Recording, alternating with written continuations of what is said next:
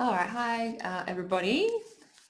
Just a couple of us. I think we might probably end up having a couple of people to come in the next 5 or 10 minutes. That's all right. We'll get started. So you might notice that I've muted everybody, and that's just so that because sometimes we have like 10, 15 people, and the rustling of the paper and all that kind of thing can get quite distracting. So we'll just run through a quick. I'm not sure how familiar everybody is with Zoom. But I'll just run through the few little different settings that we find really helpful for our online art classes. So if you click on the top right of your screen, you can change the view so that you can either have speaker view where the person that's speaking is the largest on the screen, or you can have gallery view, not quite as useful when people don't have their cameras on. So you might just prefer the speaker, and then you can see what I'm drawing quite large on your screen. Another thing that you might want to do is at the bottom center of the screen is the chat icon. So if you do have any questions or comments that you'd like to add during the class, then you can at any time just type them in there, and I'll get to them as we're going along usually, if not at the end. I think that's about it. I don't think I've met either of you before, but I'm better with faces than I am with names. Now, what we're going to do this morning is I'm literally just going to talk you through how I draw the animal eyes. I'm not sure if you've got what kind of materials you've got, if you've able to print out the eye reference picture, but that's okay if you weren't able to, because we can just freehand draw it. Depends how confident you are. And I think, okay, let's get stuck straight into it. I'll just change my video so you can see what I'm doing. So just one moment. There we go. All right, so what I've got here is the printout of the eye, and I've done it as kind of, it's only taking up really 30% of the page because I didn't want to make it massive and wouldn't get it finished. And then I've just got some thick cartridge paper that I'm drawing on, and I always tend to work on a larger page than what I need because a lot of my drawings start taking on a mind of their own and grow much larger. So I've actually got it on an A3 at the moment, which is really overkill, but that's okay. And one of the tricks that I will show you to start with is how you can convert if you've got a photograph, especially if it's really detailed and you don't want to freehand draw it, how you can really quickly transfer it onto your drawing paper. So if, like I said before, if you're confident enough or if you don't have the printout, you can just draw the eye, which is fine. But then if you've, like I said, you've got a more complicated picture, then this is one of the tricks that I often use just to get the everything kind of in the right spot and the right proportions and everything. So something I learned in primary school, I think. Now I've got a dark lead, so I've actually got a 6B. You can use anything. I think the darker the better. I think HB doesn't work quite as well for it, but it works enough. And I'm just going to turn over the page and shade on the back, so using the side of the pencil. Just shading the back of the part that I want to transfer, and I'm just literally doing what's called a graphite transfer, and I can just trace the photograph and it will copy itself over onto the page. So a bit of a sneaky cheating kind of way of doing it, but it's a time saver definitely. That's why I've asked you to print it out the size that you want to draw it in. Otherwise, you can do like a grid if it's too small or too large and you want to change the size of it. Okay, now when you are doing this, even if you're tracing or if you're just freehand drawing, you want your lead outlines to be really light and not indent into the drawing paper, because with pencil you might have noticed that you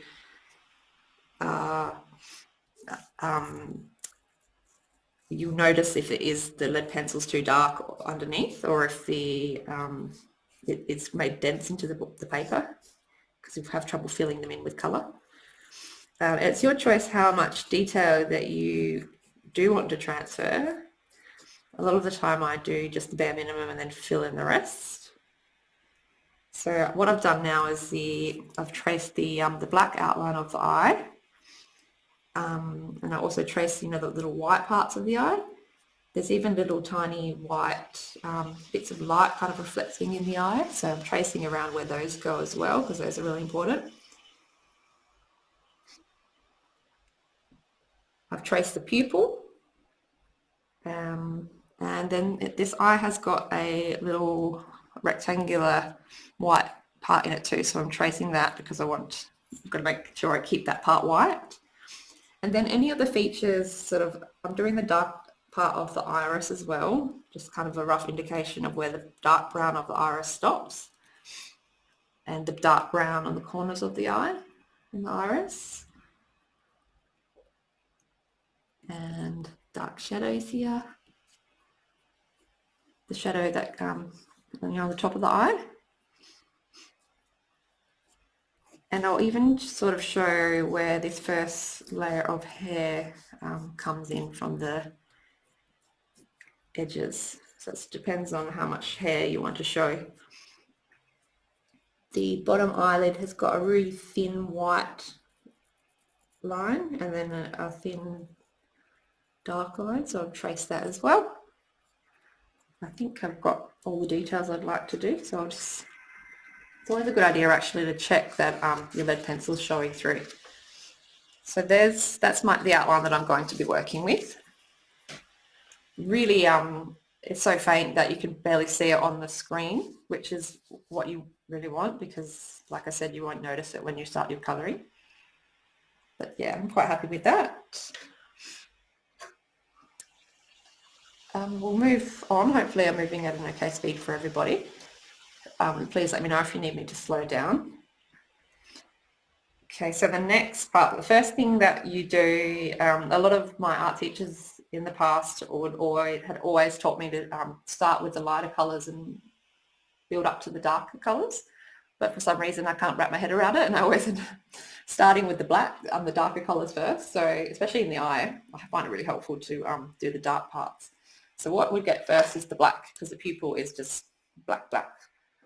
And you have to use my tiny little pencils, because there's been a massive shortage. I'm not sure if everyone's noticed, purchasing art supplies at the moment. With everything going on in the world, there's a big shortage, and I've only just managed to get my hands on some new Faber-Castells, and they're due next week. But in the meantime, I'm working with some of my pencils. The most popular colours are Teeny Weeny.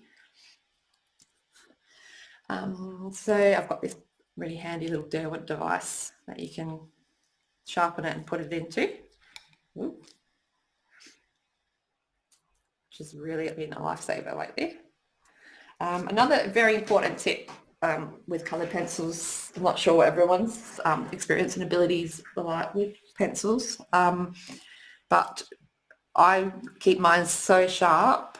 Sometimes I only do like a few pencil strokes and then I have to sharpen it again, because that's the way you get those tiny little fine details. It's a bit of a pain, time consuming, and you chew through a lot of pencils, but you really, it's a really beautiful effect if you keep it nice and sharp. So a lot of the time in my art classes I do nag people, keep your pencil sharp, so I might do that this morning as well. Okay, the first thing to do, the easiest thing to do, is I'm going to do the pupil. So you've got to make sure that you leave the white, the light kind of reflecting in the eye, just leave it white. So no colour goes in them, because with pencils you can't just go over the top with white again. It won't work, and you can't really erase it completely. So you're better off just leaving the white. So there, I've just done around the pupil, and then you can fill it in. In this case, it's solid black, so I'm not going to shade or anything like that. I'm just going to fill it in, pressing quite firmly. so that there's no whites of the paper left.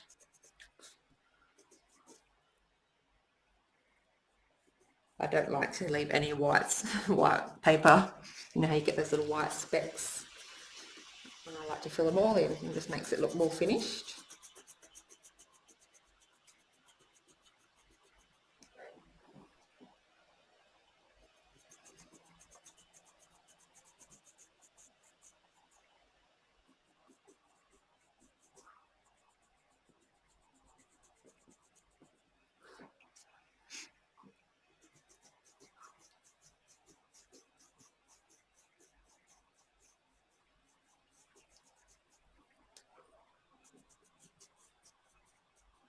Okay. I'm being really careful with the edges, so it doesn't matter so much actually on this one because the iris is quite dark around it. Now I will, because I'm not sure what pencils everyone is using, I will kind of give the names of the colours I'm using just in case you have got, you know, using the Faber-Castell. That's mostly what I use. They're called Faber-Castell polychromos. So if you do want to kind of try and match your colours, I'll give you the names. And there's a lot of shades of brown used in this one too, so if doesn't matter if you don't have lots and lots of colour pencils, we'll just try, you know, just work with what you've got. And the next colour that I used on this eye is, sorry about the noise, I've chipped mine again, I've got all these tiny little colours. This colour, Faber-Castell, and it's a sepia. So it's a really dark grey brown almost. And if you don't have anything like that, you could always use the black that you just used for this part, or mix it, layer a bit of brown over the top in the same kind of way. And you should get the same colour because as you see on this iris, it's almost black. It's really dark brown. Okay, so the way that I do the iris is with my really sharp pencil again. I'm not even going to try and put it into the extender. I'm just see how I go. And I want to follow the direction of the way that I know that the iris goes, which is kind of radiating out around the pupil. It's like a sun or a flower. So I'm using a flicking motion, starting at the pupil, and I flick out. In this case, it's almost like a centimetre, maybe a half a centimetre long, my little pencil strokes. And as I'm doing this little flicking motion, I lift the pencil up so that it's more solid where I start, and then towards the end it's really fine, and that just helps it blend in nicely. So just do that. And the one trick that people that are new to this kind of way of colouring, the trickiest part is to kind of vary the lengths of each pencil stroke and overlap them a little bit so that, because if they're all the same length, then you end up with this kind of solid line, which we're not really after. We want it to blend into the next colour that we're using. So you can see the sepia is really close to black. So if you're using a black for this, that's fine. We're going to layer some brown over it anyway. Something else you might want to do, I'm not doing it now because I kind of want everyone to see my whole page, but you might be getting some colour smudging from your hand being dragged over the paper. So you can just put a piece of, you know, like clean piece of paper or baking paper under your working hand so you don't do that. And now make sure you remember to leave the, I'm leaving a big white gap here because that's where this, that reflection is going. So I'll pick up my pencil and move to the other side.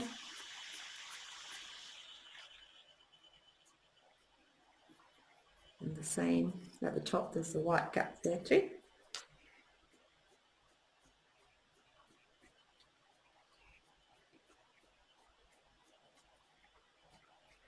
I've only got a few of us this morning. We're having sleep-ins or enjoying the sun. rare bit of sunny weather we've got at the moment.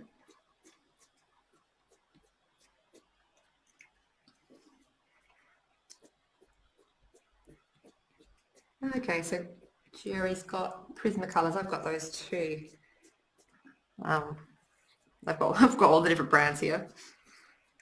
Prismacolors are a lot more, like the colours are beautiful and vibrant, and the texture of the pencils is a lot more creamy and soft, like almost like paint, which a lot of people love about them. Okay, so I've got this little bit of the iris happening. Like I said, they're about 1 centimetre long, those strokes on mine, but some of them are much shorter. You can see how, you don't have a definite finishing point for that ring that I just did.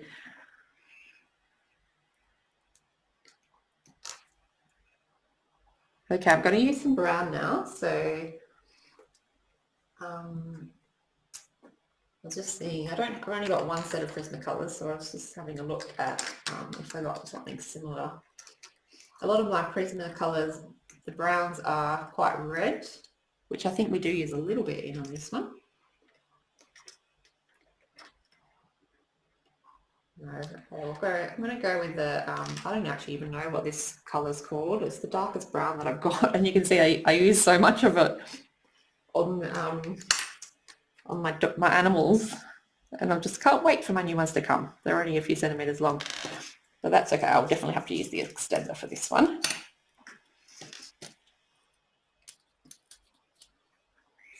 I'll make sure it's really sharp first.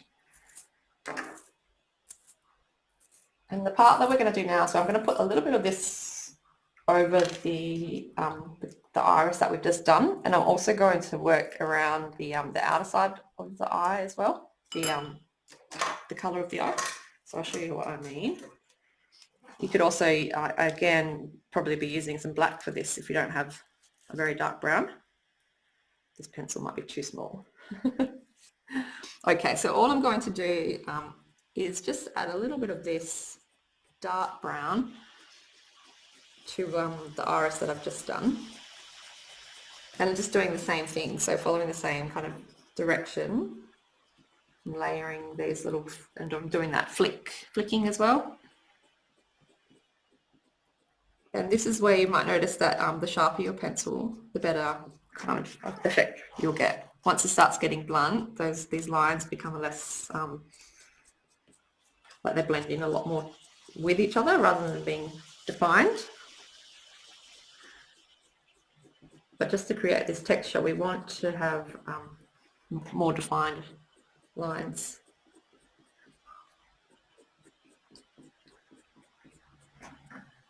So I've added a little bit of brown over there, over my sepia. And then you can do the same thing around the edges of the eyes. I might actually start with a tiny bit of black first. And you might even use some sepia too.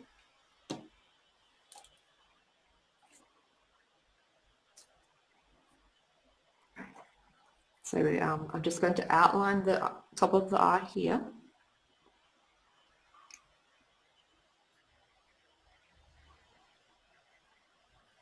I normally use I normally don't work from a printout because my printer's not as great as the actual photograph, so I usually will have the digital copy on my phone or iPad in front of me, and then you can zoom in and see this more clearly.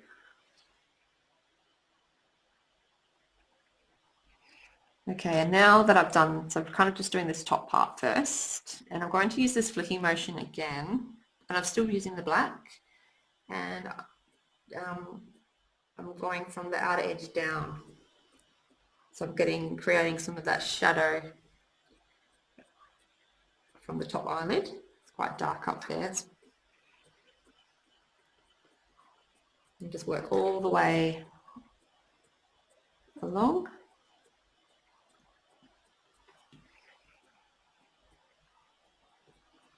And while I'm here, I'll even do some of the, so I want to outline this, it's a really definite line around that reflection there. So I want to put that in, and then I'll do a few little flicks coming up just to kind of, the the iris, this dark part of the iris and the top part almost meet up in the middle, so they pretty much do.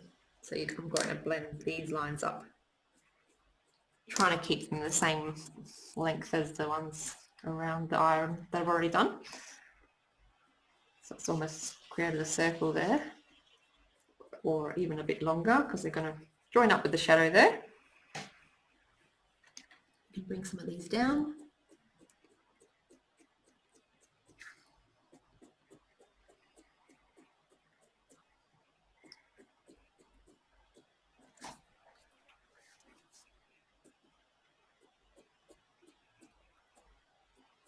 There you go.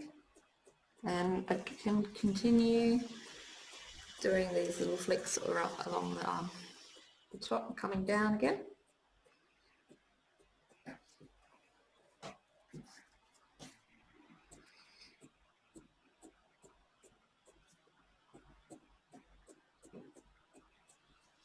I need to sharpen my pencil.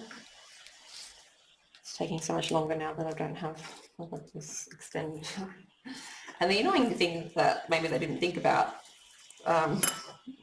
is that you can't sharpen it while it's in there because you untwist it.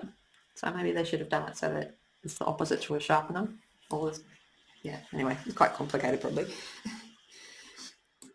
All right, so keep going around the edge of the eye.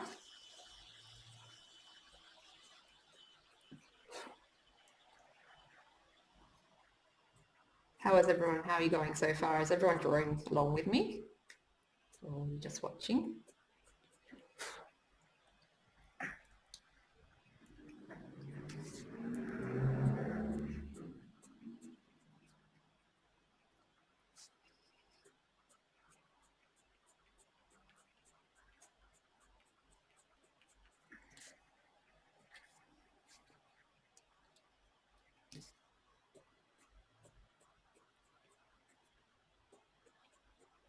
Oh, cool. Jerry's a beginner. So I hope I don't frighten you off. Kind of just dive right in here.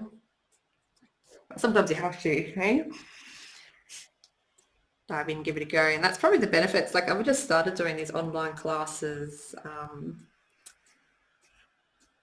since COVID. And I've really noticed like a lot of people actually enjoy you don't have to be the intimidation of actually being in a class with other people. And I mean, I'm wearing my Ugg boots right now. There's lots of benefits to doing the online stuff.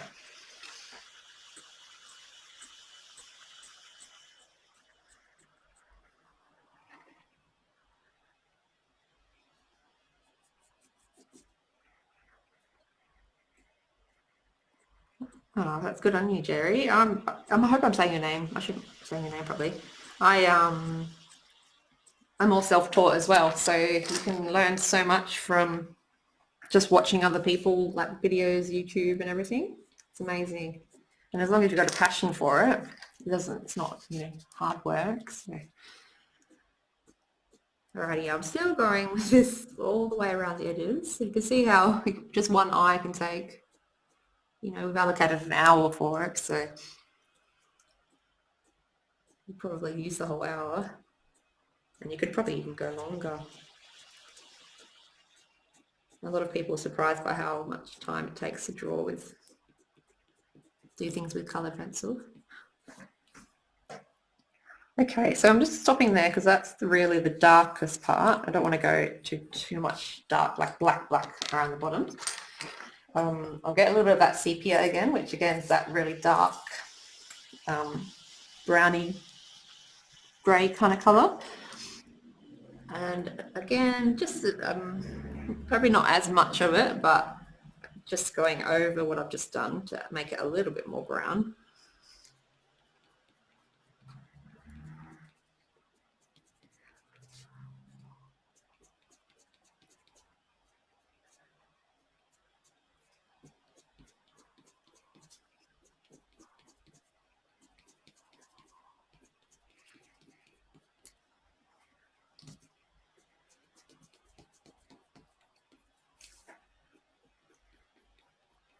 I'm actually recording this video as well, so I'm happy to.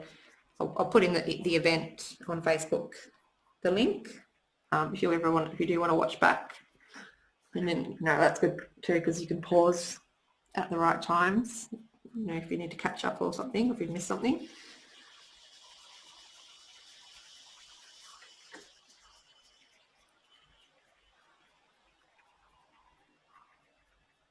Again, I'm not doing as much of the sepia as I did of the black. I'm just kind of adding a little bit through in the same motion and following the same direction.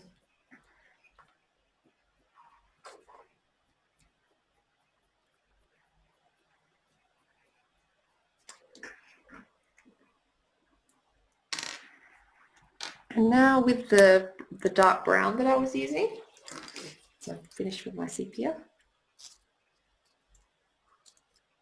I really don't think it's going to be long enough to go into this. There you go. Okay. Might be the last time I use this little brown guy. And I'm doing a little bit more of the brown over what I've done before, and I'm going to make it slightly longer.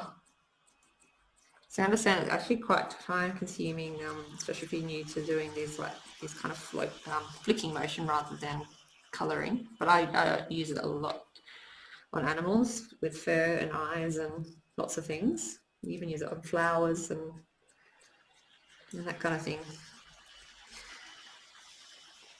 It's a very different effect to just shading, like just colouring and filling in the shape.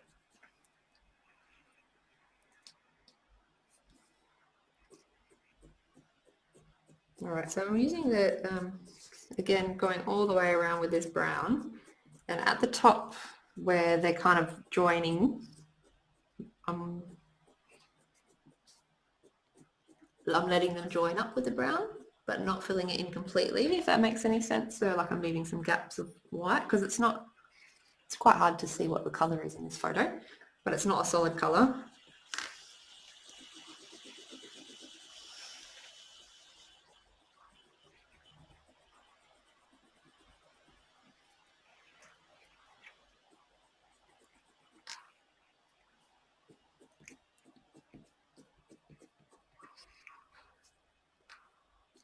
Drawing eyes is actually a great way to learn with coloured pencils.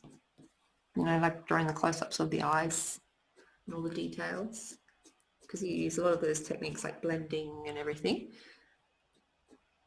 Shading.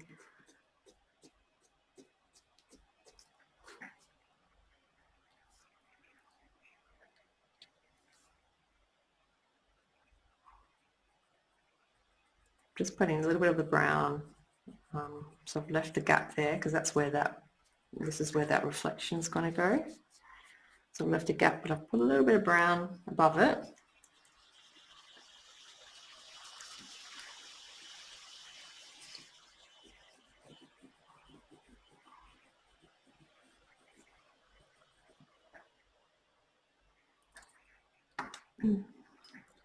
I'm just going to underline, and I will use I'm going to use a piece of paper for this so I don't smudge all over what I've just done because I'm left-handed. I'm just underlining the bottom eyelid so it's a bit more obvious where the eye stops and the skin begins. There we go.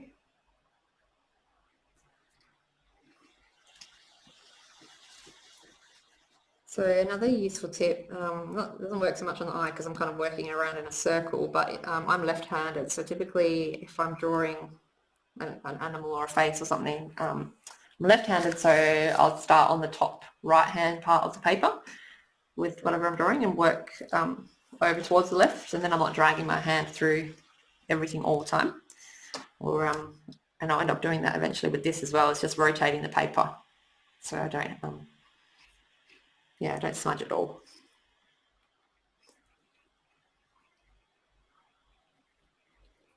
Now I've just got my black here.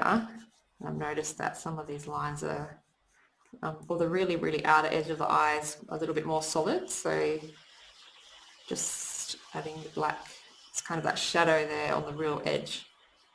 colouring kind of across the lines that I've already done there, making it more of a shadow.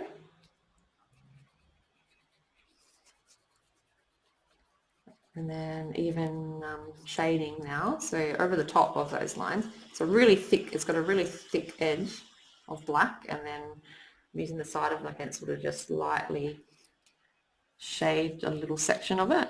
So it's got that shadow.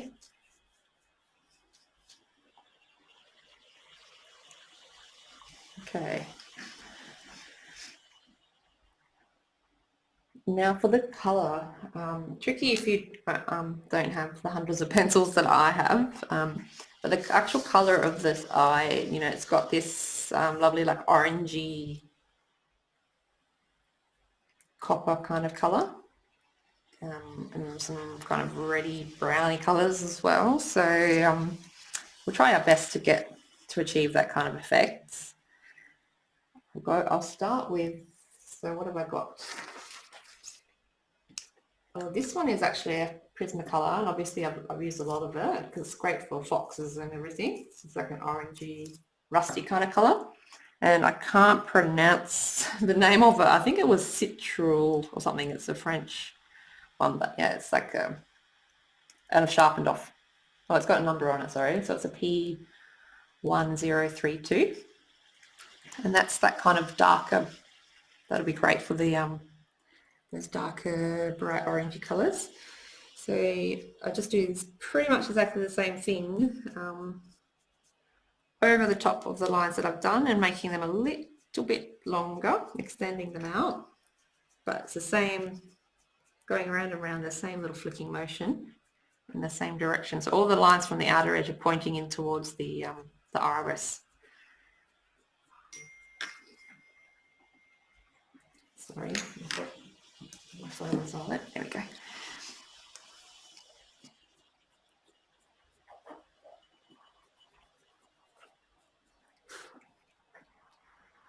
So if you don't have this colour, that's fine. You could be using like a mid brown or anything that's kind of an orangey brown colour. If you really don't have anything like that, you could always use orange and brown, like just really lightly layer them up. First orange, then brown or something like that. Now just doing this little, I've drawn the outer edge of this white reflection here, so I'm just kind of going to shade them in there so I don't forget them.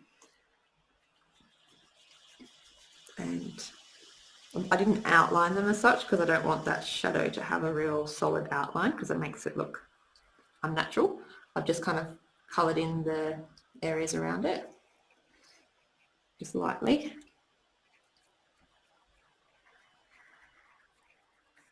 And these lines in this colour now can pretty much meet up with the centre part.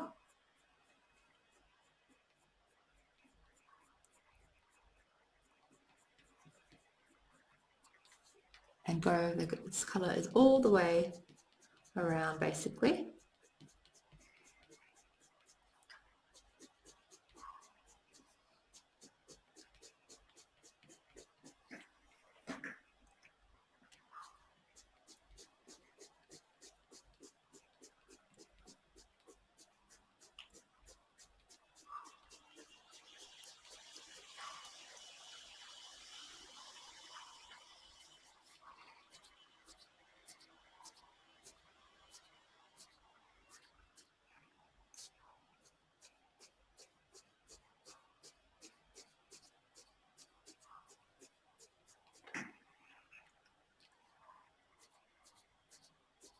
When you start doing the longer strokes, they get a bit harder. So around the bottom here, it's a bit harder to control them. They start getting a bit wobbly when they get longer.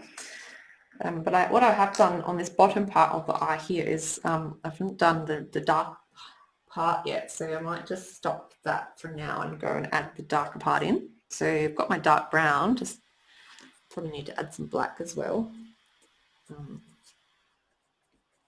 And flicking in on the edge to meet up with what I've already done there. There's kind of like, it's almost like a line that parallels the edge of the eye there. So I'm just in this dark brown, just lightly drawn that line there. And then from the black, the first edge that I had there, I'll keep doing that flicking. And it kind of crosses over this, the line I just did there, to help it blend in a bit, so it's not just sitting there by itself. Sometimes it's really hard to describe in words what you're doing or what part of the eye you're doing.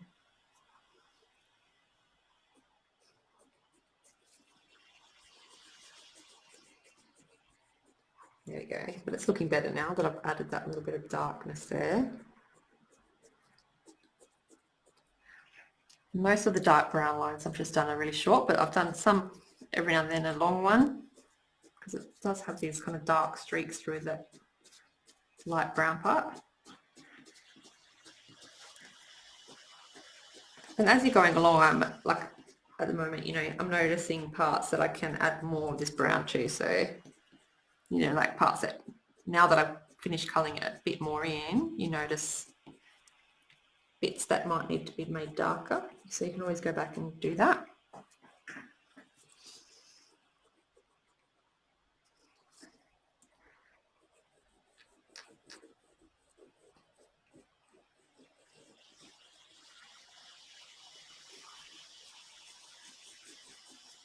Just fixing up the edge of the eye a bit more too now.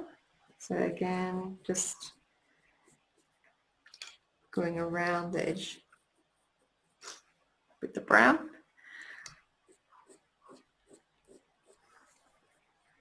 It's always good to like kind of stop what you're doing and like pull yourself back, look at it, work out what bits need adjusting. You know, because when you're staring at something for so long up close, it starts to just look like a whole bunch of blobs.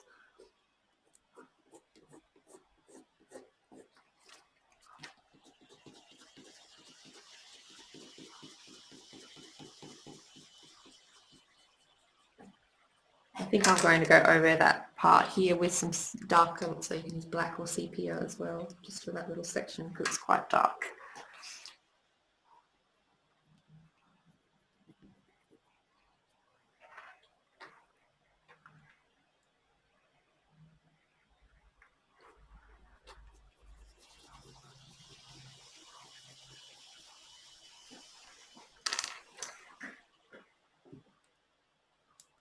All right, now I'm going back to that rusty coppery colour, terracotta, and finishing off this little section just here.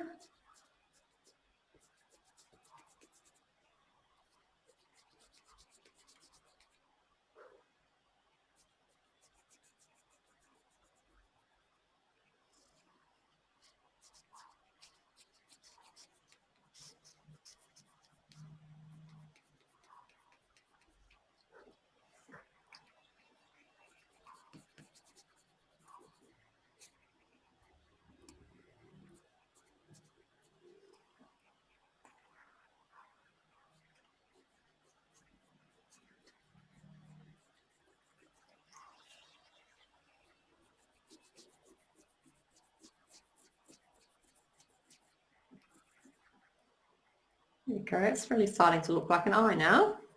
Hopefully yours are too.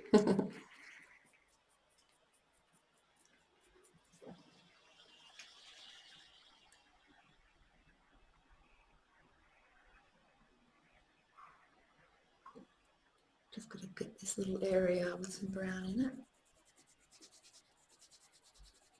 Okay. Right, not completely finished the iris. Not finished the eye yet. What are we doing for time? Oh my goodness, see, it's already 9:40. That's good, we should get it. We should be able to get it mostly done. All right. And what I'll do now is the little light part. So the rectangular light area here is pretty well just white. So you could leave it white, or you could shade it in with a really, really light grey, like a blue grey, if you've got something like that. But I think when the first time I did this, I've done this a couple of times in classes, I'm pretty sure I left it completely white and it looked fine. It actually looked good at the end, so I'll leave it for now. Now I'll do this bit at the bottom. It's quite tricky. It's like a cloud. A lot of the time the reflections in the dog's eye or the animal's eye or anyone's eye has got blue in it. So it must be, maybe they're outside, a bit of sun reflection, something like that. So I'm using a light blue. I've got, this is a Prismacolor too, and it's called Caribbean Sea. It's like a nice sky blue. I might even use a little bit of a darker, brighter blue. Like this one. Yes, so this again, Prismacolor. I've got beautiful blues. This is Mediterranean blue. Just with a darker part around the pupil there. What I'll do is I'll start with the blue. It doesn't have to be uber sharp because I don't want to use the tip of it. I just want to shade it. So this blue here is just going to go up the top there, and I'm doing that as kind of like light little circular motions, so it starts looking a bit like fluffy cloud and not no definite edges. So you can put that there. And then there's a tiny bit of it here, so really lightly. And then even along the bottom part here, there's some blue in that. Same kind of thing, just lightly shading it. And you're better off going too light and then adding more later than going too hard and trying to remove it. As for the greys are quite tricky because you've got your warm and your cool greys, and sometimes I find it quite difficult to figure out which one it is. But this one looks pretty good. This is a warm grey, Faber-Castell warm grey too. I'm just going to shade it again, shading like what I did before over the blue parts. And a little bit more, so wherever you can see like this kind of grey shadow in that reflection. And over this top right there.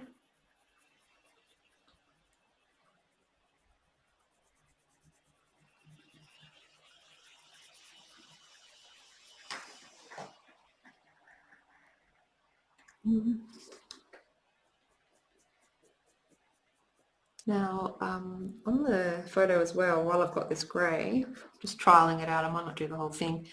Where the dark brown and the light brown meet, it's got a little bit of a grey tinge to it to blend them in together. So just trialed it out there. It actually looks pretty good. Just little tiny strokes. Because what this grey is doing is kind of, it's just adding a little bit of grey into the white bits that I've left there. And it's also bringing the pigment from the dark brown and light brown, and it's kind of helping them blend in together. So it's actually looks pretty good. All right, I'll come back to that one. Sorry, got it carried away. Now the blue bit needs to be made darker.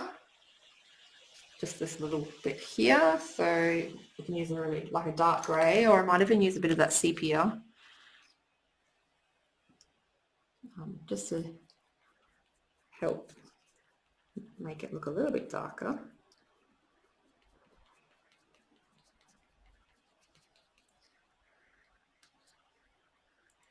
And I'm softening some of the edges where they need to be softened, because it's really, if you look at the photograph, it's not just a solid white line, it's kind of blended in. So I'm just lightly shading over around the edges there, blending them in a bit more.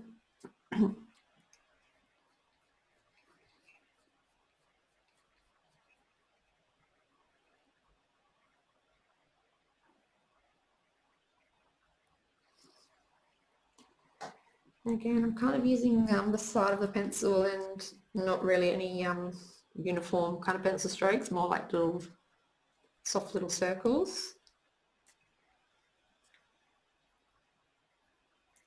It's just blending them, softening the edges.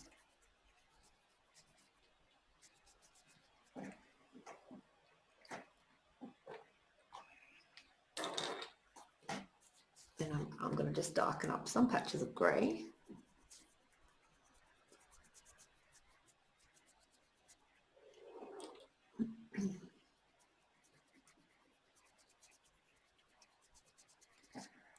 So I might even need to, sorry, this is my voice, get a slightly darker grey.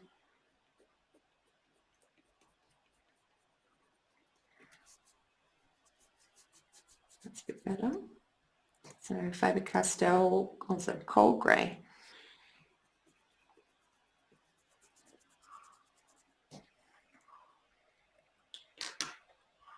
I'm even going to add a little bit more blue on the top because I've kind of lost some of that blue.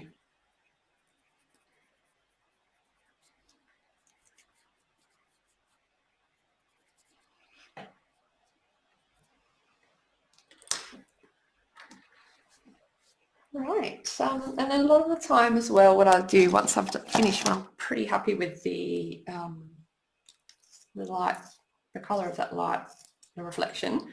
It's one of those rare times I actually use the white pencil, is just to help even again to soften up the edges there. I just go around with the white, just on the edges, and it just helps them blend in a bit more with the area around it where it needs it. And even you could do colour in with the white over the top of the parts you've done, and it just blends all that area in, makes it look nice and smooth. The one thing you've got to be careful is that you where it is really white on the photograph, you don't want to drag too much of the pigment into that white part, because it does do that. It helps you to blend. I often use white as a blending tool.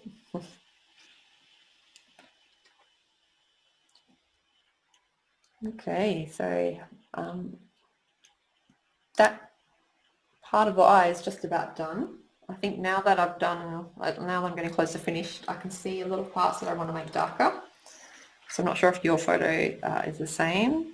So especially around the iris, I just want to go around again with the dark brown or sepia and make it darker. And I won't spend too much time on it because yours might be okay, and I want to show you how to finish off this eye. So just do a little bit of that, make this a bit darker. I think I even use a little bit of the reddy brown as well. If you've got it, your Prismacolor, or this is Faber-Castell.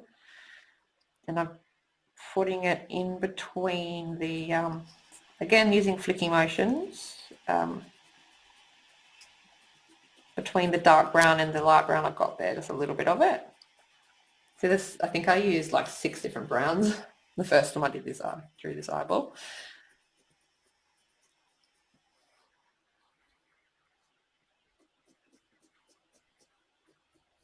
But it does just give it that little bit more, makes it a bit more realistic looking, like having these different shades. Just kind of giving it more depth.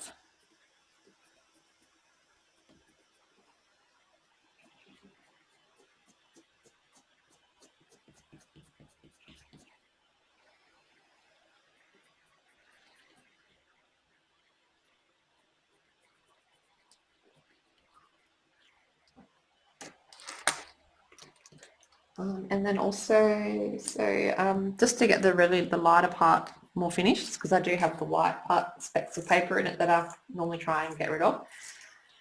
I've got these lighter kind of orange, so they're not like the first, they're close, but they're lighter, more yellow. These are Faber-Castell, but there should be something in the Prismacolor that it's like a yellowy brown or something. And I'm just filling in a bit more of a white around the iris there.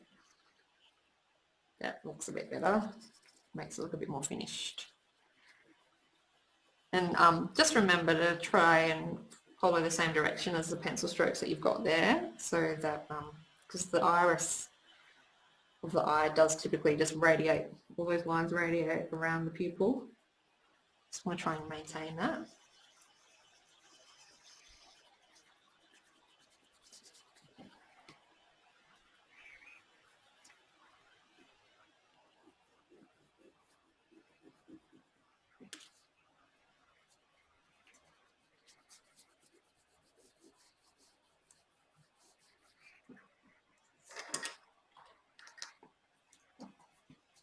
Okay, so hopefully everyone's kind of going well with this. It's hard. That's the one negative about the online classes, is that we don't get a lot of, can't really see what everyone's up to and kind of bounce off each other. I will just show you a little bit of the eyelid. We've got about 10 minutes, 9 minutes left, so I'll do a little bit of the eye. That part's pretty much finished now. Okay, so what I'll do is either with the black or dark sepia, I've outlined there's a little bit of a pinky white corner in the eye here. So I'm just going around that. And this is where I might have to turn my paper so I don't smudge over it, and I want to get the direction of pencil lines. So let's turn it that way, just so I can get this line not so wobbly. So that's the line that underlines the eye that we've just finished. So to make it quite solid. And I'm going to do another line parallel to that, pretty much almost the whole way along, but I'm leaving a small white gap because there is a really thin white reflection there along the bottom eyelid.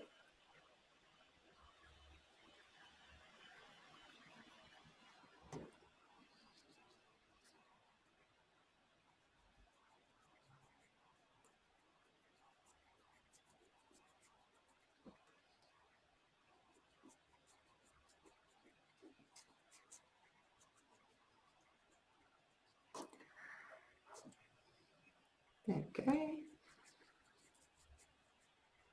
Might have made it a little bit too thick, but that's okay.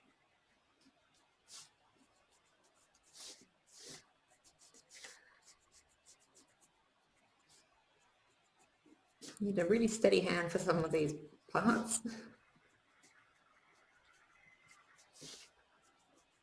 But one of the reasons I like animals and I don't draw people is because with nature, like animals and things like that, you don't need doesn't need to be perfect. But for some reason, if you're drawing a person, you want that likeliness, then you need to do it pretty much perfect.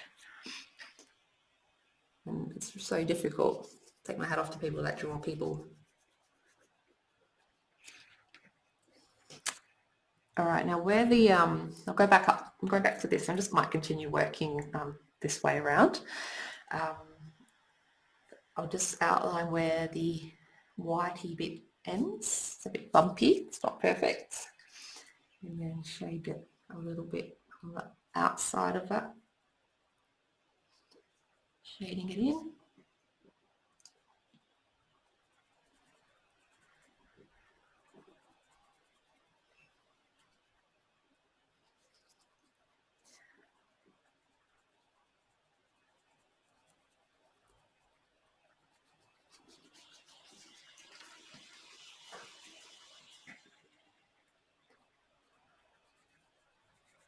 Now the reason I've been doing is there's free little workshops online is just to get because I'm really giving my these art workshops a real go now. Just to get my name out there and like help get people to kind of share my page and hopefully join in some of my other workshops. Also feedback as well, like I appreciate, so if you do have time, can give me feedback. I love it when people send me their work. I'd love to see photos. If you can want to private message it to me or share it on my page or something like that. Just all that kind of stuff really helps me get my my social media out there and helps me get more people to my classes and to order commissions and everything. I haven't organised any more online classes. I do every now and then like these little free ones, and then I'll do like a larger series of classes online, and I'm very happy to say that I'm able to start doing the face-to-face classes too. So I've got one coming at the 25th of July. If you're interested, that's on my Facebook page too. What are we doing? We're doing animal portraits for that one. So more of extending on what we've done today with the eyes and then drawing fur. We're doing furry animals. So yeah, so there we go. I'll turn it back around this way where I originated again. It's be quite confusing. There we go. So I've just done I haven't done the shading or anything in there, but because we do only have a few minutes left, I'm just going to outline the top eyelid because it's just not finished enough for me. So this whole top eyelid here can be almost black or sepia. So it's really quite a solid colour there. A thick line, like maybe half a centimetre, like a thick line. Really dark. And then I'm going to do this. I've drawn them in lead pencil where the direction of some of the hairs go. So I'm using this dark colour. So I'm using dark sepia, but you can use black or something. Flicking it out. And I do need to sharpen it because those lines, you can see there that the lines are really quite thick that I was just doing. I don't want that. So that's better. I'm just getting a bit careless then because I'm short of time.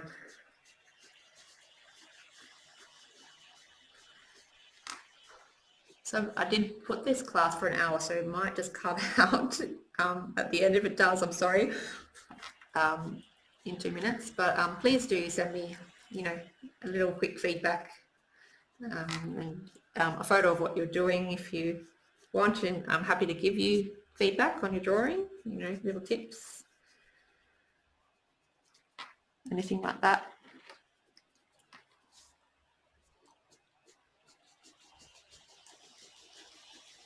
There we go. So I'm just following these little pencil strokes all the way around.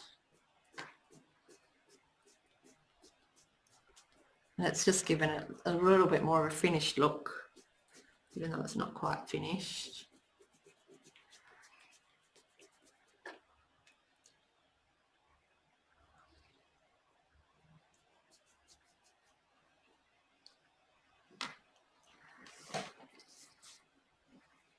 And the last thing I'll do with my 1 more minute is a little bit of shading in this bit here, because if it's left white, it'll pops out too much.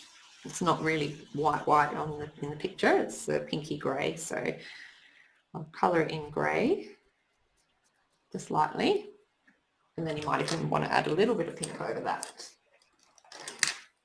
Not too much of a vibrant pink, it won't look natural if it's too bright. This is a bit like more of a peachy, corally pink, so it's more natural looking.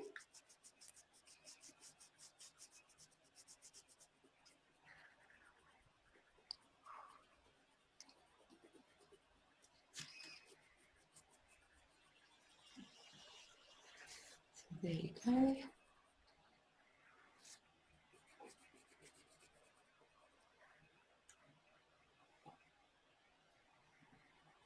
All right. I'm sorry, but I'm going to have to stop us there because normally I do continue a little bit on because I get caught up in it, but I've actually got to take my daughter somewhere this morning. So there you go. I will over the next few days, I probably won't have time today. I might be able to do it tomorrow. I will upload this full video to YouTube and post the link in case you want to get, you know, try again, start fresh or finish off. I know I work quite fast with that. But awesome. Thank you so much. Hopefully I'll see you again at an online or a face-to-face workshop. And hopefully, I'm really hoping you send me a picture of your drawing so far. Thank you. Bye.